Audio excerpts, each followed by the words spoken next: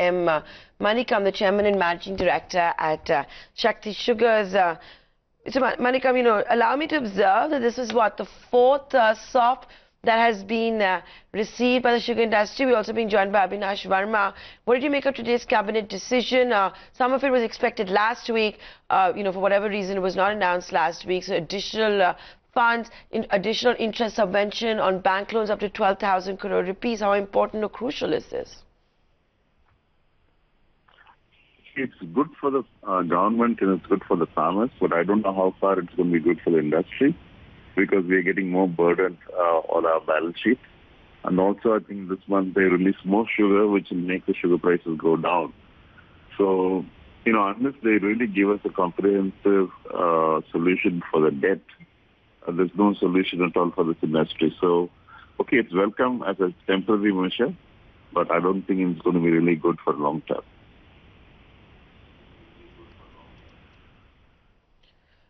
Abinash, if I could come to you now. I think the biggest problem that the sugar industry of late has been feeling, of course, is the glut in the market, which also seems to have been addressed in the past by the government, and of course a long-standing issue of the outstanding arrears. Have we been seeing that getting addressed? Has the situation improved? First of all, let me say that the government has come out with several steps in the recent past to help the industry as well as the farmers.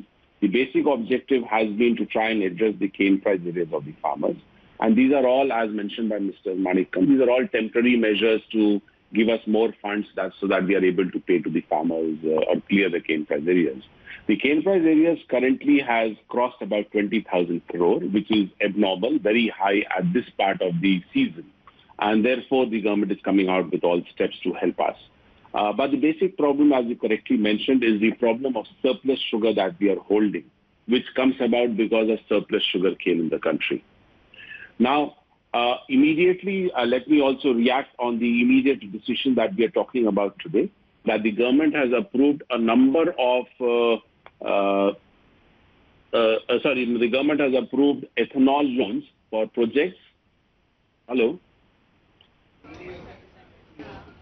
Right. They have, in fact, there has been a 600 crore SOP for molasses-based distilleries, which has been approved, and even with respect to overall the sugar space, there's been a 2,790 crore as interest subventions for 12,900 crore rupees worth of bank loans to sugar mills. That's the update that we have. Yes. So let me react on that part. I mean, see, if I have surplus sugar cane and surplus sugar in the country, either we should export that out of the country, or we can convert the surplus sugar cane into ethanol. And therefore, what we were lacking today was adequate capacity to convert the surplus sugar cane juice into ethanol. And the immediate thing that the government has done is to allow us to set up these capacities and subsidize our loans by 6%. And the decision that they have taken today to clear about 15,500 crore of loans with a subsidy of 3,355 crore at the rate of 6% will be a big boost. And if the industry responds well and sets up all the capacities that they want to the tune of 300 to 400 crore liters annually, in the next 2-3 years, it's going to be a big game changer. It's going to be a big structural change in which the surplus sugar cane that we have in the country can be diverted into ethanol.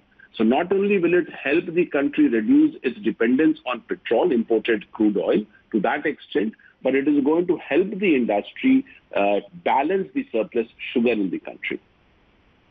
Abinash, also, I just want to get in a sense of how much so far has been the impact of the multiple SOPs that have been announced by the government for the sugar pack, and going by what the sugar prices have been like. There's been a steady decline over the last few weeks that has nullified some of the benefits announced by the government. What is the sense you're getting on ground? Let me react to that and say that the government has taken some wonderful steps. Let's not just say that the government has not taken good steps. First and foremost, for the first time ever in the history of the Indian sugar industry, the government has fixed a minimum sale price of sugar earlier at 29 rupees per kilo, which was increased about 2-3 weeks back to 31 rupees per kilo. Now, if this minimum price is at 31 rupees, nobody sells below that. And therefore, the sugar prices, which considering the surplus sugar cane and sugar that we have in the country, could have fallen to about 20 or 22 rupees per kilo at the mill gauge, is kind of at about 31 rupees. So the crash has not happened thanks to this wonderful decision of the government.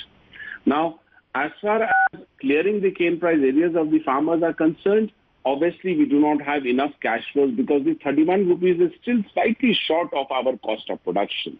And therefore the government is coming out with loan scheme, soft loan scheme. Yes, it is going to burden our balance sheets because after all it's a loan. But if the government takes care of the interest burden of that loan, obviously it's going to help the industry.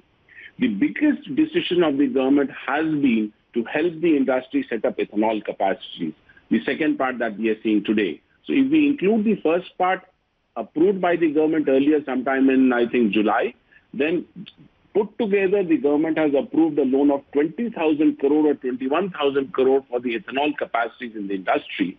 And the interest subvention for 5 years would be tantamount to almost about 4,000 crore. Right. Let me also get in Mr. Manickam's perspective on this. Mr. Manickam, tell us about the benefits that players like yourself have seen on back of these slew of announcements and incentives that have been doled out by the government for sugar sector. Okay, see, I mean, I'm very happy with these things, but you know, it's like a cogeneration. Similarly, about 10 years back, we got a lot of incentives for cogeneration, and most of us went in for cogeneration. And today, that's become a millstone around our necks. You know, the PPAs are not honored, and a lot of issues are there. Similarly, we don't know. Okay, we go for ethanol today, and tomorrow, if the packages are not properly implemented, then the government, the industry gets into another problem. So today, from an industry perspective, I will be reluctant to invest anything more until we have long-term commitments on most of these packages, because we have one package coming and then suddenly it becomes liability, let's say 2 to 3 years down the line. Thank you so much to the both of you for joining in and helping us understand the overall benefit and the impact of this announcement and the previous ones announced by the government for sugar.